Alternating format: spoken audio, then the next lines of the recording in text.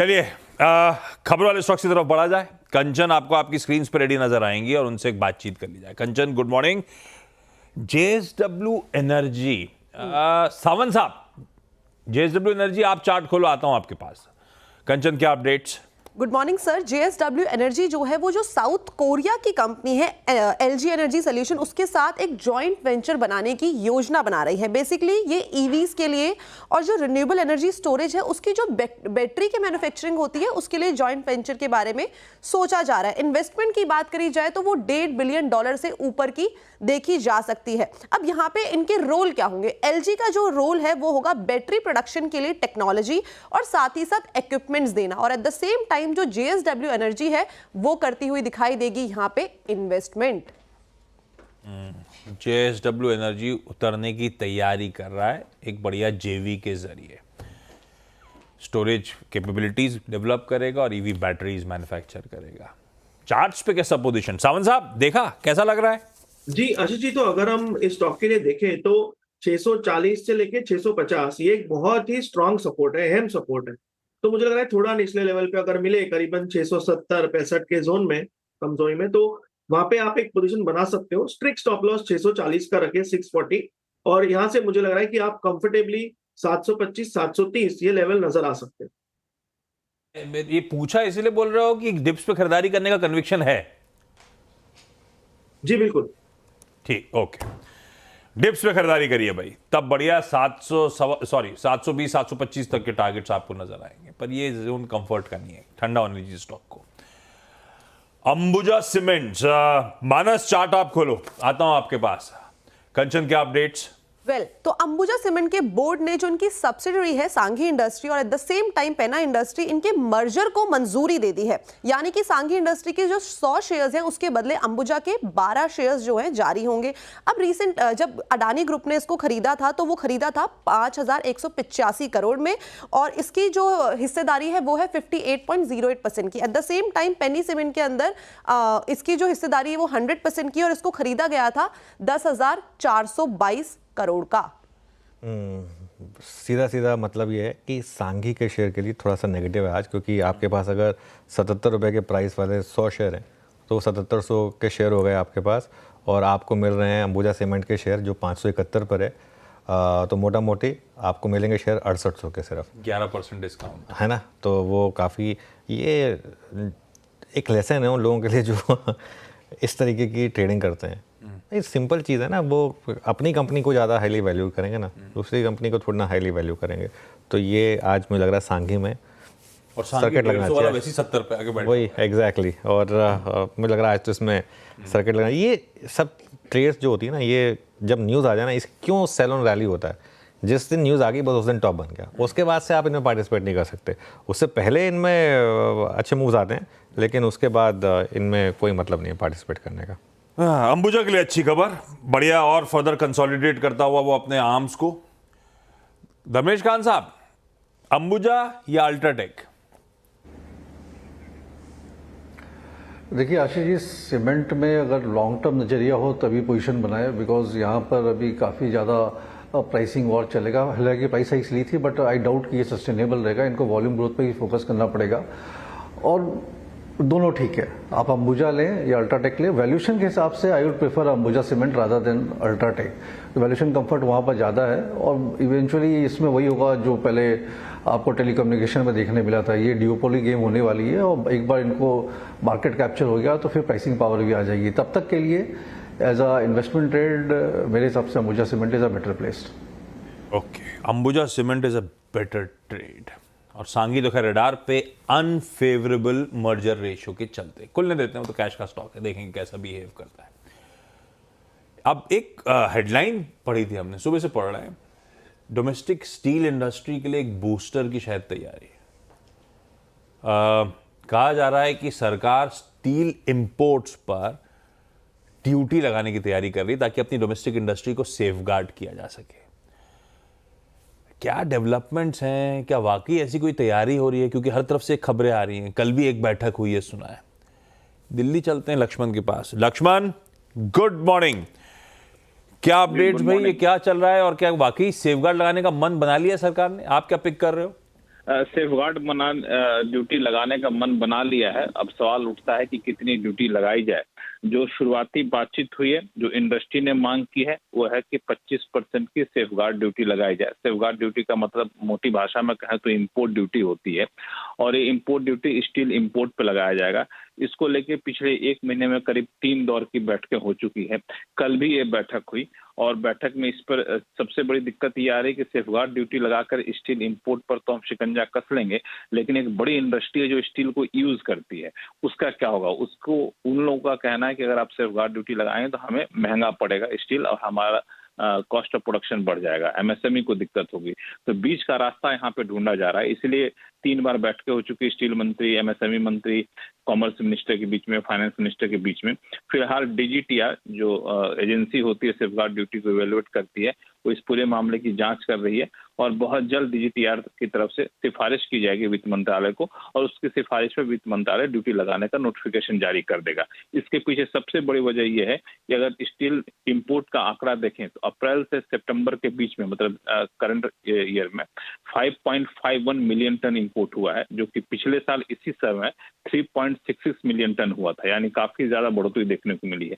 और खास बात यह है कि चाइना से इंपोर्ट जो है करीब 80% बढ़ गया है उसी दौरान, 1.85 मिलियन टन हो चुका है, जो कि पहले वो 1.02 मिलियन टन हुआ करता है। बिल्कुल ठीक। तो ये तैयारी हो रही है, सुगबुगाहट है, इंडस्ट्री और गवर्नमेंट के बीच में मुलाकात हो रही है। एक बात बताओ लक्ष्मण जी, फोन पे क्यों रजाई के बाहर निकल नहीं पा रहे थे इसीलिए? नहीं, रजाई के बाहर तो निकल गया था, दरअसल घर के बाहर था, इसलिए फोन पे जुड़ा मैं, क्योंकि खबरें थी तो बताना जरूरी था। नहीं, थैंक यू सुबह बढ़िया अपडेट शेयर करने के लिए। Still as a space radar पे रखिएगा। बड़े प्लेयर्स के लिए अच्छी खबर, छोटे प्लेयर्स के लिए थोड़ी दिक्कत वाली खबर, लेकिन स्टील मंत्री HD कुमारस्वामी ने पिछले हफ्ते हमसे CNBC आवाज से बातचीत करी थी। उस बातचीत का वो अंश, जो रेलेवेंट अंश है, वो सुनाता हूँ आपको। Under process? Duty is under process. Let us see. But what think that they will be affected by this? So investigation has been started or not? Doubts are there. Yeah. We will sort it out. So investigation has been started or not? Which one? On this safeguard duty, because you have to first make some process. Process is going on. Let us. Process is going on, मतलब ये काम चल रहा है, investigation चल रही है। अगर ऐसा कुछ निकल के आया, सरकार एक्सेप्ट करती है कि डंपिंग हो रही है, तो सेफगार्ड लगाए जाएंगे। अब वो आउटकम का इंतजार रहेगा, लेकिन इस बीच एक काम करते हैं। दिग्गजों में तो एक ही डोमेस्टिक प्लेयर है प्राइवेट का बढ़िया, JSPL। बाकी क्योंकि ग्लोबल एक्सपोजर भी रखते हैं, इसीलिए मेंशन नहीं कर रहा हूँ। जिंदल स्टील एंड पावर का चार्ट, बैती साहब देखोगे आप क्या एक बार, कैसा लग रहा है JSPL चार्ट पे? ये सारे स्टील कंपनीज वैसे ठंडी पड़ी हुई हैं। जी आशीष जी, चार्ट स्ट्रक्चर अच्छा बना हुआ है। जरूर 2 दिन से गिरावट है, लेकिन एग्जैक्टली 200 डेमा पे ही कल भी क्लोज था, और 20 डेमा से भी काफी ऊपर है। 930 पे 20 डेमा प्लेस है, तो मुझे लग रहा है कि इसी में एक पुल बैक ट्रेड प्ले किया जा सकता है। स्टॉप लॉस जो मेंटेन करना, वो 930 का एसएल मेंटेन करे। ऊपर में जो लेवल्स दिख रहे हैं 992 के आते हुए देखने मिल सकते हैं इसमें। चलिए, एक थोड़ी सी पॉजिटिव खबर, ऑस्ट्रेलिया 16 पे 3 हो गया है, तो मैच पे भी एक नज़र है, तो वो भी इंटरेस्टिंग हो रहा है मैच। खैर वैसे ड्रॉ ही होना है, क्योंकि ज़्यादा वो बचेगा नहीं मामला, लेकिन एक नज़र वहाँ पर भी है मेरी। आज सेकेंड हाफ में शायद वो भी सेंटीमेंट ड्राइव करे, हु नोज। अच्छा चलिए, श्रेया बगल में ब्रोकरेज पे जाऊंगा, उससे पहले लेकिन एक इंपॉर्टेंट न्यूज़ पे गौर, वो है वाटेक वबाग, कैश का काउंटर, लेकिन एक इंटरेस्टिंग डेवलपमेंट है। इसका चार्ट, गाबा सर आप खोलो वाटेक वबाग का, बड़ी दिक्कत वाली खबर आ गई है इनके लिए। कंचन, क्या अपडेट्स? खबरों के लिहाज से तो ये यहाँ पे हमें थोड़ा सा नेगेटिव सेंटीमेंट देखने को मिल रहा है, क्योंकि सऊदी अरेबिया के साथ 2700 करोड़ के प्रोजेक्ट को रद्द कर दिया गया है। ये बेसिकली सऊदी वाटर अथॉरिटी की तरफ से जो प्रोजेक्ट है उसकी तरफ से रद्द किया गया है, और यहाँ पे 300 MLD सी वाटर डेस्टिलेशन का प्लांट था, जिसके लिए खबर आई है सामने। भाई साहब, कुछ दिन पहले बोले थे सऊदी अरेबिया ने तगड़ा ऑर्डर दिया है, डिसैलिनेशन प्लांट खड़ा करना है, 2700 करोड़ रुपए का ऑर्डर था। कल शाम को बेचारे बोले कि उन्होंने ऑर्डर कैंसिल कर दिया है, और ये कहते हुए कि इंटरनल एडमिनिस्ट्रेटिव प्रोसीजर्स हैं जिसके चलते हम ऑर्डर कैंसिल कर रहे हैं। तो बिना बात के लद गई ये कंपनी। गावा सर, 2700 करोड़ मीनिंगफुल चंक था जो ऑर्डर था, अब ऑर्डर बुक से गायब हो रहा है। चार्ट्स की पोजीशनिंग कैसी है? क्या ये इस तरह का चार्ट है? आज दबाव तो आएगा, दबाव में खरीदारी करने का मन बनाना चाहिए अब, या दूर रहना चाहिए इस काउंटर से? एक्चुअली इस स्पेस में इस स्टॉक का मेरा हमेशा कॉन्फिडेंस नहीं रहा है। 500 से 1800 हो गया, लेकिन मैंने जो भी इसके जो चार्ट देखे तो करेक्शन बहुत माइल्ड आते हैं और एब्जॉर्ब हो जाते हैं। क्यों होते हैं मुझे पता नहीं, कंपनी क्या करती है मुझे पता नहीं, समझ इस चार्ट पर मेरा कॉन्फिडेंस नहीं रहा। टेक्निकल रूप से कहेंगे कि 1800 स्ट्रॉन्ग सपोर्ट जोन है, अगर वहां पर गिरावट आती है तो 1800 के नीचे स्टॉप लगा अब भी ले सकते हैं, प्योरली टेक्निकल एंगल। मुझे फंडामेंटल कुछ पता नहीं, लेकिन अब वो इंटैक्ट है। थोड़ा धक्का हो सकता है, डिप पॉसिबल, लेकिन 1800 का स्टॉप होना बहुत बहुत जरूरी है इस स्टॉक जो वाटेकवार। जो गावा सर कह रहे हैं ना, मैं बताऊं उसमें 2010 से लोग बहुत बुलिश थे स्टॉक पर। आई थिंक 2010 से ट्रेडिंग हिस्ट्री है। 2010 में ये स्टॉक 300 रुपये का हुआ करता था, 2023 में ये स्टॉक 300 रुपये का था। 13 साल इस स्टॉक ने कुछ नहीं किया और उसके बाद 1 साल में 6 गुना हो गया। मतलब 13, इतना प्रॉमिस इसमें था इतने सालों तक, क्योंकि हर कोई ये बोलता था water is the next theme, water is the next theme. लेकिन ये देखिए चार्ट में दिख रहा है, पूरा का पूरा मूव जो है वो पिछले 1 साल में आया है। उससे पहले स्टॉक 10 साल तक कहीं नहीं गया, जहाँ था वहीं पड़ा रहा था। करती क्या है? वाटर और वेस्ट वाटर मैनेजमेंट। और गाबा सर, ये जो प्लांट का ऑर्डर था डिसैलिनेशन, यानी कि आपके घर के सामने जो शोरलाइन है, पानी सी वाटर खारा है, वो आपको खारा पानी निकाल के साफ पानी पीने लायक दे देगी। बेस्ट कल को आपके काम आएगी जब शॉर्टेज होगी तो। बेस्ट एग्जांपल ऑफ डिसैलिनेशन इसका रिलायंस का जो प्लांट है जामनगर पे, वो है, और वो पानी मैंने पिया है। That's a best आपने तो घाट घाट का पानी पिया है, मैं जानता हूं। बढ़िया है। तो ये कंपनी थोड़ा सा, मतलब देखते हैं अब रिएक्शन कैसा रहेगा। ऑर्डर बढ़ा था 2700 करोड़ का। श्रेया के पास चलते हैं। आज फाइनेंशियल रडार पे खासतौर पर ब्रोकरेजेस के ऑफ लेट पेड भी वही पॉकेट रही है, बैंक्स और फाइनेंशियल। श्रेया हाय, गुड मॉर्निंग। ये आप तो एकदम क्रिसमस फरवर में आ गए हो। अरे आज हमारे यहाँ सीक्रेट सैंटा है ना सर, आपको भी रेड में आना चाहिए था। इससे ज़्यादा रेड है नहीं मेरे पास, लेकिन मेरा ड्रेस मैंने लगाया है। श्रेया, कौन कौन सी स्टॉक्स और क्यों ब्रोकरेजेस के रडार पे? बिल्कुल, 2 स्टॉक्स हैं। शुरुआत LIC हाउसिंग फाइनेंस से की जाएगी। सिटी की रिपोर्ट आई है LIC हाउसिंग फाइनेंस पे, बाई की रेटिंग दी है, साथ ही टारगेट प्राइस 151 रुपये प्रति शेयर कर दिया है। फर्म का मानना है कि जो थोड़ी कठिनाई है, टेम्पररी हिच जो है वो हैदराबाद और बेंगलोर कॉन्स्टिट्यूट में देखने को मिल रही है, जिससे नेगेटिव असर पड़ेगा डिसबर्समेंट ग्रोथ पर। आपको यहाँ जानना ज़रूरी है कि डिसबर्समेंट में हैदराबाद और बेंगलोर का जो हिस्सा है वो 1/4 से ज़्यादा का है, तो इसलिए यहाँ पे दिक्कत पैदा हो सकती है। और इस साल में Q3 में सीजनल ट्रैक्शन जो है उस पर असर पड़ता दिखेगा, वो स्पष्ट नहीं है, लेकिन Q4 में थोड़ी हालात सुधर सकती है। इसके अलावा टाइट लिक्विडिटी ने बोरोइंग कॉस्ट पर असर डाला है और NIM का जो गाइडेंस है वो 2.7% कर दिया है, लेकिन एक बाई कॉल और साथ ही फर्म को इस पर्टिकुलर काउंटर में लगभग 35% का अपसाइड पोटेंशियल नजर आता है। कहानी तो उन्होंने खराब सुनाई और टारगेट्स ऊपर के हैं, लेकिन अभी भी। दूसरा कौन सा? जी, दूसरा है जेफरीज की रिपोर्ट है पिरामिड एंटरप्राइजेस पे। इसने अंडर परफॉर्म की कॉल दी है, साथ ही टारगेट प्राइस जो है वो घटा दिया है, 820 रुपये प्रति शेयर कर दिया है। तो सीधा सीधा 48% का डाउनसाइड टारगेट जेफरीज ने पिरामिड एंटरप्राइजेस को दिया है। फर्म का मानना है कि कंपनी का जो ROA है वो थोड़ा मॉडरेट रहेगा, स्लो ग्रोथ उसमें देखी जाएगी। साथ ही रिटेल AUM भी मॉडरेट रहने की बात कही गई है, लेकिन फाइनेंशियल ईयर 2025 में वो 25 से 30% तक रह सकता है। इसके अलावा ROA की जो मैंने बात की, माफ़ कीजिएगा, रिटर्न ऑन एसेट, उसमें थोड़ी इम्प्रूवमेंट देखने को मिल सकती है, क्योंकि लोअर OPEX और हाई फी इनकम कंपनी एक्सपेक्ट कर रही है। साथ ही NIM में प्रेशर देखने को मिल सकता है और हाई क्रेडिट ग्रोथ में भी दबाव देखने को मिलेगा।